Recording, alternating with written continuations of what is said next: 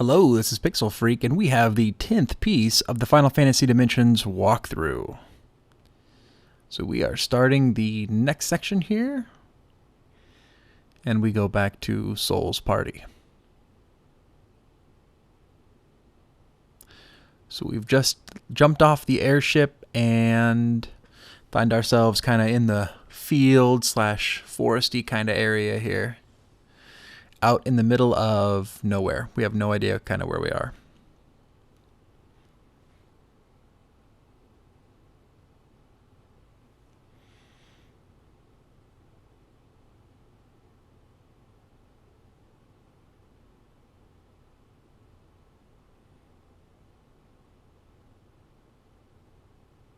So it's kind of funny. This is one of the places in the game that I thought was kind of weird that there wasn't any music. There are a few places in this game that this comes up where it's like, it seems like there should be music here. And I actually have to check my device to be like, is my volume turned on? But there just simply isn't any sound right here. It's kind of weird. It almost seems like they'd put like birds chirping or something. I don't know.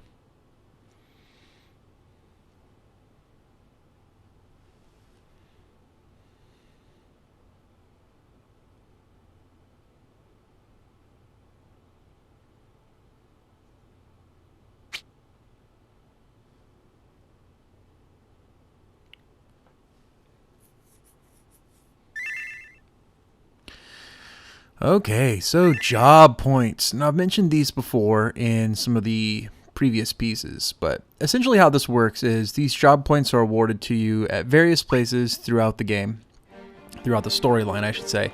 And then I understand at the very end of the game, there's actually an enemy somewhere that you can use to get more of these job points and level up your jobs all the way if you'd like to. But for the most part, you only get like 60 some or 70 some of these points, and so you're able to actually go master three different jobs, something like that. Anyways, those points can be used, and I do use them here shortly to increase the maximum level of your jobs. And I've also previously said that with spellcasters, it really only makes sense to upgrade your job when you have new spells that you've purchased from different stores that you can use with those jobs. If you don't have any new latest and greatest spells that are out of your reach, there really isn't a reason to upgrade those particular jobs. The melee characters, however, they unlock their abilities through their jobs, through leveling up their jobs. So with a melee job, you just need to go ahead and dump points into it as you see fit, and you'll pick up those new abilities, and they actually become very much more powerful. Very much more powerful. They become much more powerful as you go.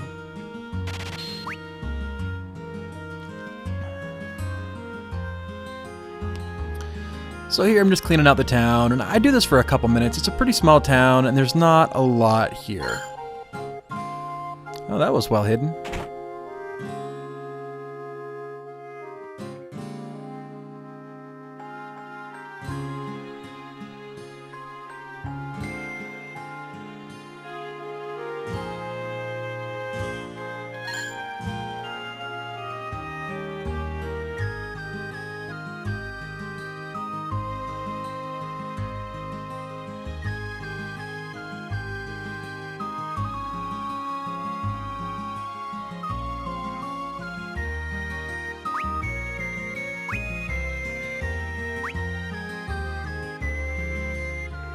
Alright, so I choose to go Monk with Soul, and I do put one job point in now, and later on I put a bunch more in. And then with Aegis, I decide to go Warrior.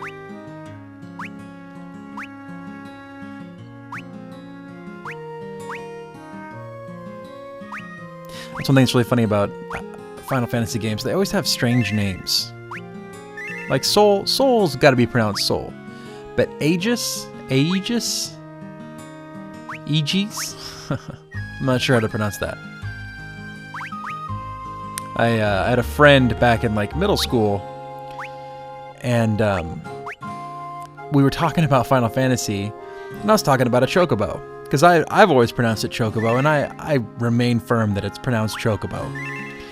He called them chocaboos, and I'm like, that cannot be how you pronounce that word. They cannot be called chocaboos. That is like horrible. But my past with Final Fantasy has been riddled with mispronunciations of words. Final Fantasy 3, which is actually 6. Celeste, I actually pronounced that when I was younger, because I think I was, how old was I when I played that? 13, 14, something like that. I called her Celis, which, hey, that's just an emphasis thing. And Cecil from Final Fantasy 2, which is also 4. I called him Cecil, or I guess he could be Cecil too. I don't even remember what I called him. I just know that it was really, really wrong. I probably pronounced it like a K sound. Like Sekel or Kessel or Kekel. I don't remember. I'm not sure exactly, but yeah, all the time. Always pronouncing things wrong when it comes to the Final Fantasy universe, and then I'm corrected later. Titus from Final Fantasy X, I called him Titus because it looks like Titus.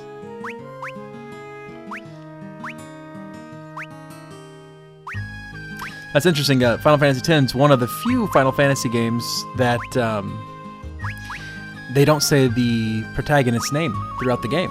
They might, I think they refer to his name one time, because it seems as though I was going through the game and I had renamed him, and somebody actually, there was either you go to a house or something was named, and it showed the word Titus. Titus. Now I'm on my broken my way of thinking again. So there are, I think, a few new items here. Maybe? No? There are a few new ones there. It's just that I've already picked them up. So you can see here. So this is the next level up of armor and weapons. So make sure and pick up anything new that you need here. And you might want to sit and grind a little bit, especially now that you have new jobs. It would be a really good idea to just kind of hang out and grind for a little while. I'm not sure that I did that. I don't think I did. But even if I did, I didn't catch it in the footage. Usually I try to get some screens of my before leveling and after leveling, just so I can show kind of where I was when I moved along in the game. But yeah, this part of the video, probably pretty boring. I'm just more or less just equipping my guys with the new stuff, getting my jobs all set up, and then it's time to move on.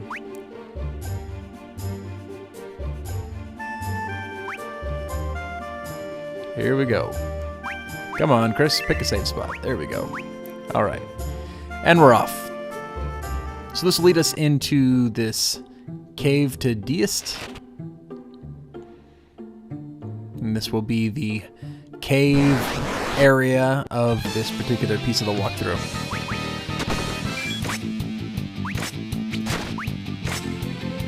So you can see here too that we're starting to see some recolors of some old enemies. So not necessarily new enemies, but they are different at least.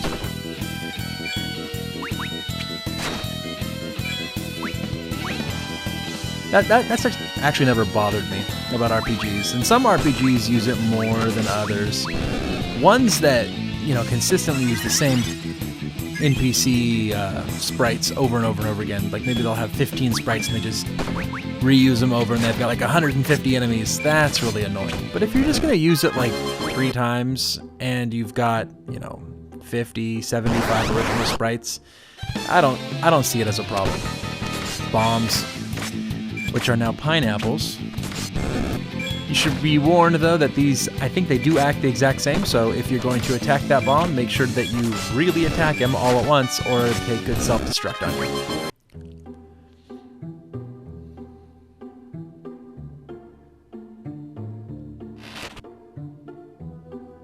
Ooh, new robe. Decent little bump.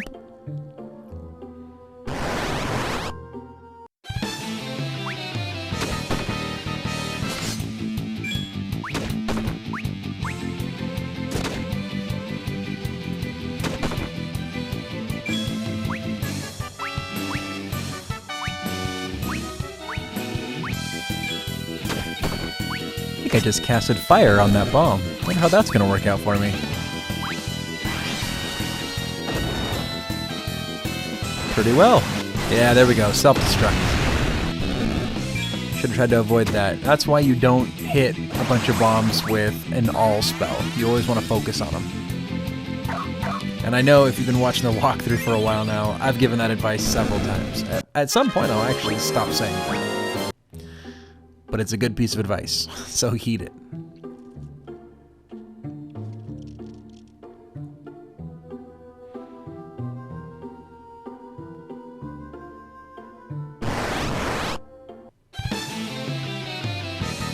Yeah, these cats here, they're Kate Siths, which is, for those of you that haven't played Final Fantasy VII, which, how could you have not played Final Fantasy VII and are playing this game? That'd be a very small minority of people. That's actually one of the allies in Final Fantasy VII, one of the good guys. I would say that that's probably the most odd character of all of Final Fantasy, ever. I can't think of another one that's at least one that you get on your party. You know, one of your allied members. Kate Sith is actually a giant stuffed teddy bear cat thing, stuffed animal that's ridden by another cat that turns out to be a robot being controlled by somebody else. It's weird. It's kind of a convoluted idea, which is perfect for Final Fantasy.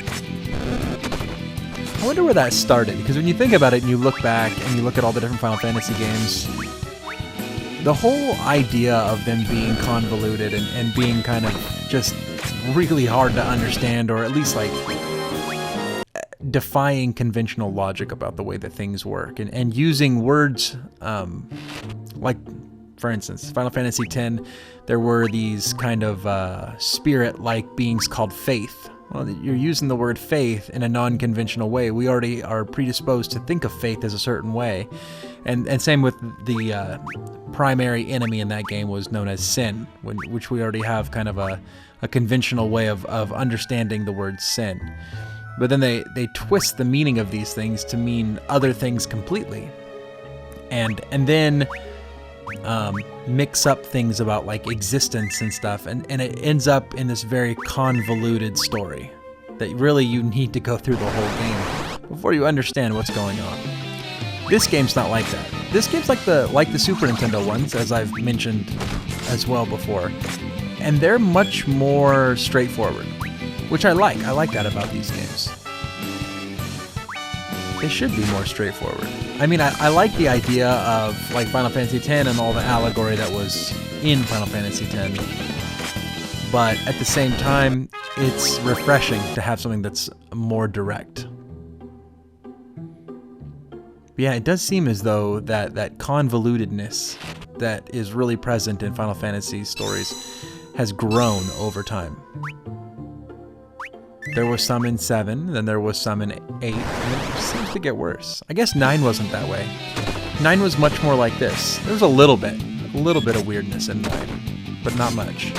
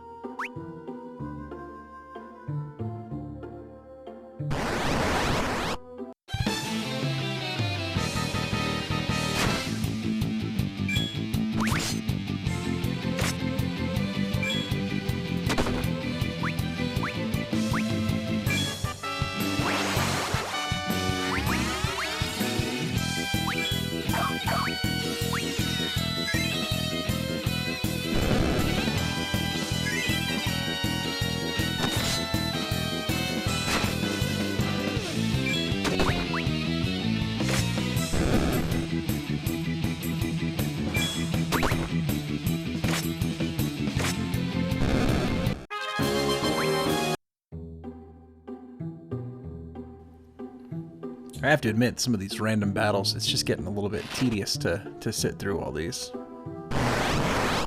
That's in line with some feedback that I had gotten about the Final Fantasy III walkthrough, especially towards the end of the game when there was just maze after maze and people were trying to watch which way to go, and they were having to sit through all these fights.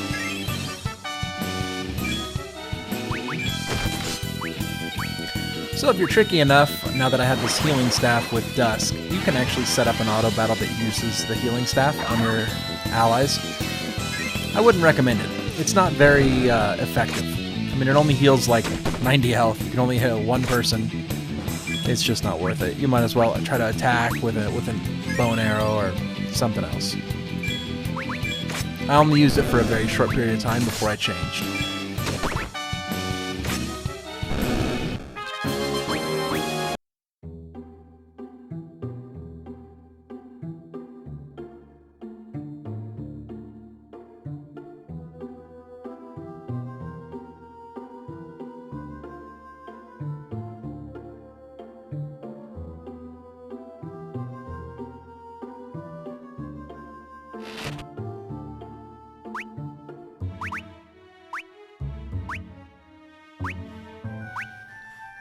Oh, nice little upgrade there. Alright, so I got sick of watching the battles, so I've edited them all out. At least the rest of them except for the boss battle. So, continuing on. So you can see, it's kind of funny, you can actually see where all the battles are, because I didn't fully edit them out. But in editing them out, damn, there's a lot of fights in here. Not only that, but the amount of time that I spend in battle as opposed to out of battle is very much disproportionate. Very disproportionate. So, pick up the last few items out of here and we'll see the boss battle. I figured also, when I start to edit these out, and I might not do it for all of them because it does take quite a while to edit every single battle out, but I think what I'll do is I'll let the first few minutes run with the battles included, just because I don't want, I mean, as a walkthrough, I don't want to remove every single encounter of an enemy, but I want to show every time a unique enemy shows up, just because there might be some strategy involved there that people want to see. I know for the most part, though, people just really want to see what's in each treasure box, how that all pans out.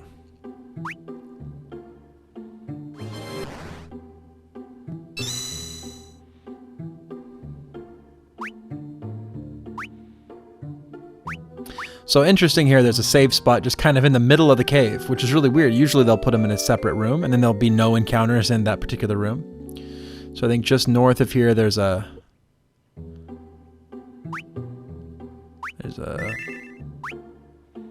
Oh, that's the exit. Where am I going? Oh, I'm going around to get that treasure box I missed.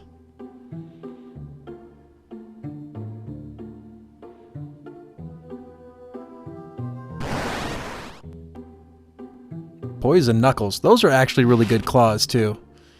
For anybody using claws.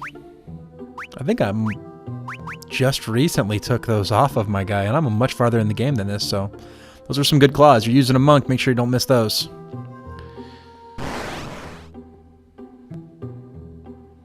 Yeah, those were two close fights together. Wow.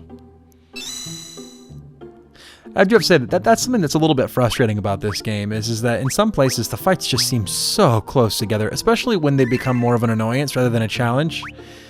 You really have to have, if you're going to have a lot of random encounters, you really need to have a lot of fun built into your gameplay mechanics of your fights. And this one is pretty good, not outstanding. Oh, I'm wrong. There's nothing in there. That's weird. Okay, whatever.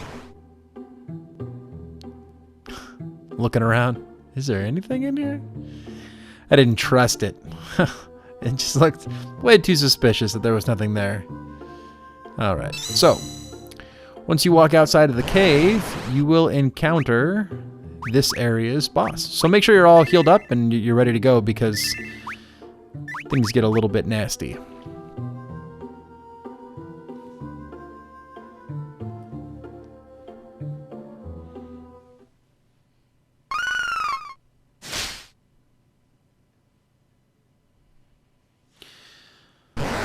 So one of the dragons has caught up to you, and now you're going to brawl with it.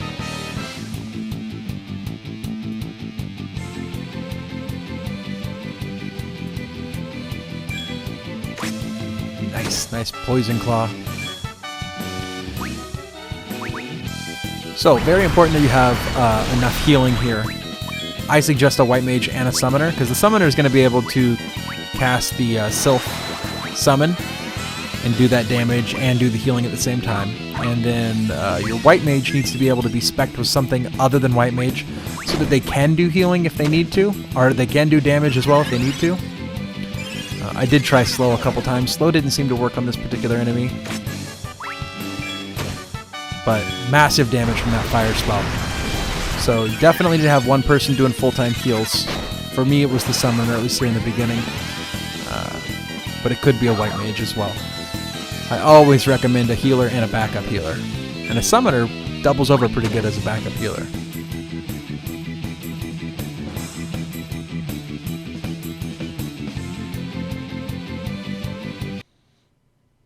So, pretty quick fight, because it's more of a, you gotta survive those fire spells. And if you haven't grinded at all, you're really gonna be in trouble there. You're gonna get taken down pretty bad by those.